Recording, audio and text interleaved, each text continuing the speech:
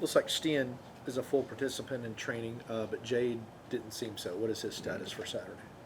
He's day to day. I mean, he's been training on and off with the group, so we'll see. He's had a little bit of participation, then we pulled him out of the last part, and then hopefully full go tomorrow. What is his issue? He had an ankle, so one where he got kicked, and then one where it was non-contact and rolled it. So it's pretty impressive that he made it through the time that he did, and how effective he actually was.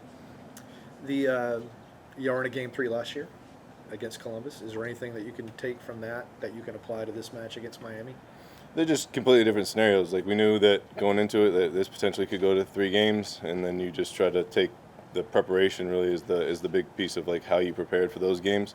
They're different opponents, different year, lots of different players. So yeah, I don't take anything of like that part of like the actual game planning, but just the preparation is really the big piece of how you prepare for a 3rd game in a series. You talked about being very deliberate with the training last week. Intentional, yeah. Yeah, intentional. Based upon what y'all learned from game 1 to apply to game 2. I'm curious if there's anything you can share from us from game 2 that y'all are working on for game 3. Mm-hmm. Yeah, I mean, you guys got to see some of it there. It's the same. There's a lot of the same that we focused on earlier in the week, and then now we're looking at just transition moments. So whether it's on the attacking transition or on the defending transition, how we limit some opportunities, but how we also capitalize on the other end, because it can make or break a game. On the other part of it is going to be continued focus on set pieces, because in the playoffs that becomes a big emphasis. Without giving too much away, like that's kind of been the main parts of our focus.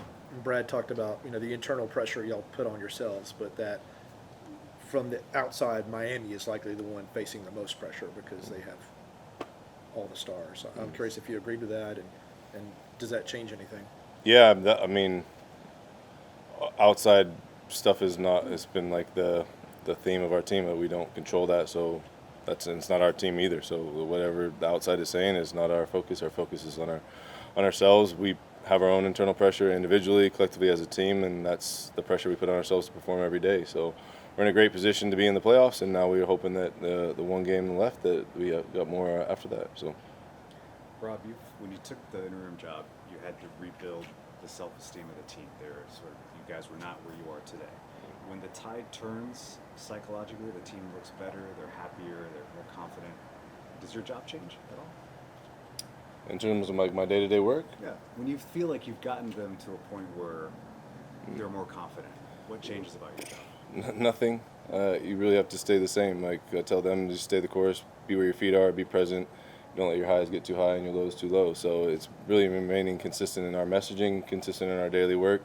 I think earlier on we were talking about when's our tide going to turn, when's that luck going to break per se, and that's just about consistency. So no, like I think sometimes I even get paranoid if things are going quote unquote well, that hey, don't get too high on it, and because that could turn easily. And everything in life is temporary. So whether it's been bad moments or good moments, everything in life is temporary. So I always try to stay grounded in that. I asked Brad a similar question. Messi, for his standard, a bit quiet against you guys. Don't say that. But Don't again, say that. I know. Still had his moments that were pretty decisive. But what changes when now you transfer the plan against him to their home stadium, their home pitch, where you know the game may turn in their favor early? Well, nothing changes in terms of where the venue is for me. I won't. The Messi is fantastic, and there is no slander on my end. He's a fantastic player. Whether people say he's produced, not produced, I don't want to hear it because he's fantastic. So, and again, that doesn't change for the venue. Like, we have to have a really good start. We have to be really aware of where he's at amongst the other players. I've touched on it before. Like, yeah, they've got the four of them. The bigger name players are fantastic, but then they've got good guys around them. And then again, Tata is a great coach, so he's always getting the best out of his group, I feel like. But the venue won't change our approach in that sense. It's just making sure that we start the game right. So you touched on that a little bit. Like that part's really important, of making sure, obviously, in the first game we go down a goal early on, and then even in the second game, in the beginning of the second, or later in the first half, we go down a goal. So if we can be on the other end of that, it can lead us in a better spot. Can you share what you and Tata, that moment you had after game two? Yeah. Like, maybe it was pretty loud, but what did you guys say? Yeah, game two is a little different. obviously the way we scored the last goal, my composure was gone, I would say, and I celebrated, and I out of the respect I have for him, I didn't feel like that was maybe appropriate, and so I was apologizing on that. Not apologizing that we won the game or anything like that. I would like to have more composure to go and then say good game, and that was that part, and then just saying great job, like we'll see you again. That's what we said to each other on the last time, was that see you Saturday. So I'll see him again Saturday. I've got just so much respect for him, and it's been an honor coaching against him, and looking forward to competing one more time against him. Knowing him well, do you think he might try to do anything different, anything surprising on Saturday? Yeah, I mean, I don't know him that well. And he's never going to tell me anything to get that advantage or give up an advantage. So, no, I'm just focused on our group and what I can control out of our group. How hard is it to prepare to go up against a team that you played 3 times before? It's hard with the personnel that they have. Like, they're just a fantastic team. I've said it every time I stand in front of you, and they've got great players, great coach, and they've got a great way of playing. They were the best team throughout the regular season, and they proved that time and time again. So it's being hyper alert in every single moment. We've touched on this a lot throughout the year and different opponents we played, but in this time of the year in the playoffs, and it can be one moment that changes the course of your season. So that's a big part of it. Like playing them 3 times or however many times we've actually will have played them, by the end of it, I don't know how much advantage it gives you or disadvantage, or it's just more preparation. Every scenario is different. Every game that we'll have played against them, I'm sure there will have been a different lineup. So it's just living in the moment and taking the opportunity that we get. Going back to what you said about the highs and the lows and being where your feet are, I feel like that can be tough to do. I mean, we're human. So with you and your players, what do you really tell them to try and keep them grounded and focused on the day-to-day? The same of what you just said to me is that I keep repeating those words. Really focus on what you can control. It sounds like a broken record. It sounds maybe corny, or you see it on a poster board somewhere or on an Instagram post, but I really believe that stuff. It is difficult. Like, yeah, there's distraction all around you. There's social media. There's life on the outside. People have kids. People have different family members, girlfriends, all the different things that you have, and I don't mean to say that they're distractions, because my family is not a distraction to me, but there's life outside of what we do here. So it's just really being present and making sure that you're focused on, when we show up here, we do our job to the best of our ability. We focus on being intentional and getting better, whether it's a game against Miami or it was a game mid-season. Brad said there wasn't a lot that changed for you guys between game 1 and game 2 tactically. Do you agree with that? And just in terms of the longer you guys can keep it 0-0 and kind of work yourself into the game? Yeah, I mean, consistency is really important. So in terms of how much are we going to change tactically from game to game, like, we are where we are. We've got the personnel we have, and so it's not like there's going to be you won't see a huge change. We change the shape, so there's a little bit of that wrinkle from game 1 to game 2.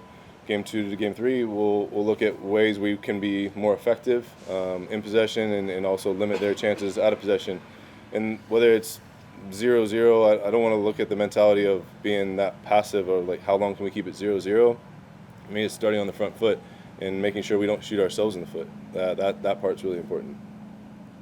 Rob, how important has Brad been in your recent games and really throughout the season, not just with his saves, his goalkeeping, but also his characteristics as a leader in the team and a communicator? Yeah, I've said it all year long, he's been fantastic. He's a consistent person. He shows up to do the job to the best visibility. The focus and intentionality that he puts on his job is pretty impressive when you get to see it up close. He has a laugh and a joke, and you see him enjoy every single day. When it comes time to work, it's time to work, and you can almost see it in his eyes, the focus shift. He's also started to really, I would say, come to really good form in the playoffs or in the big moments, and I think that's because he's seen it. He's been around it. He's got quality in a lot of different ways. He shows it on the field, and he shows it in the locker room, and yeah, I'm happy he's on our side. Among the players, who is the best at being where their feet are and keeping everyone else kind of in that same mental space? Shoot, I don't know about that. I don't know. That's an interesting question. I don't have one person that sticks out in my mind from a player standpoint. Is that good or bad? It's great. I mean, that's the best thing about it. Like, they're players, they should focus on just playing and being. Sometimes it's like happy-go-lucky. They show up, they do their job. Someone tells them what they should be doing, where to eat, where to be, all those things. Like, that is somewhat of a like, all right, you're blocking out noise, and you're just like, all right, my schedule says I should be here at this time, go here at this time, and so some part of that's great. I think there's leaders in there that might help with that in a quiet way, but I don't have that insight in terms of where they're at in the locker room all the time. And PKs, obviously, could end in a draw, go to PKs. Any extra work on that this week compared to other weeks? The same that we talked about with the Leagues Cup. We did the preparation there. They do stuff sometimes after training. That's been relatively the same. How did you rate the matchup in Game 2 between Saba and Jordi Alba? And how important is that in your team's success? Yeah, it was. I mean, again, another fantastic player. Saba was playing in a different position. He played there, obviously, in the later stages, or as we had to make the subs in Miami. There was a focus that he had to have on him attacking, and then on the vice versa on the other side, like he had to go and attack at him or at their left side. So it was a back and forth matchup for sure. Saba's got a lot of quality for us. He's been very consistent in delivering in some key moments here. He's a team player, so it's about how he can help and contribute to the team. And it'll be the same for me going into the next game, wherever he plays, what position. Rob, do you expect to get your full 8 hours of sleep on Friday night? Knowing that 8 hours. I never get that. Oh, yeah. You have kids, so that's like. But honestly, like the anxiety, the expectation, the opportunity. You guys win this game, and it's major news to eliminate the favorite.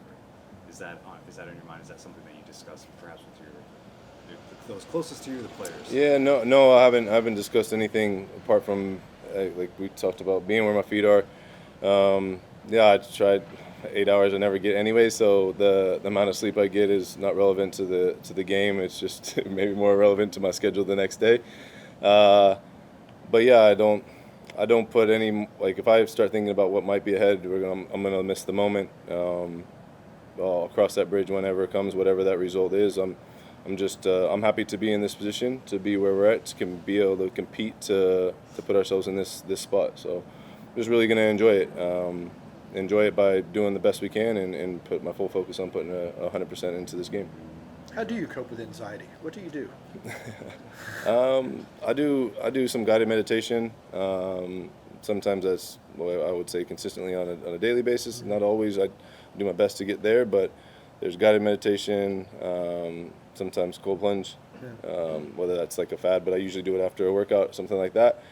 I talk a lot, so I talk to people. That's really important. I mean, I've got a great support system in my family.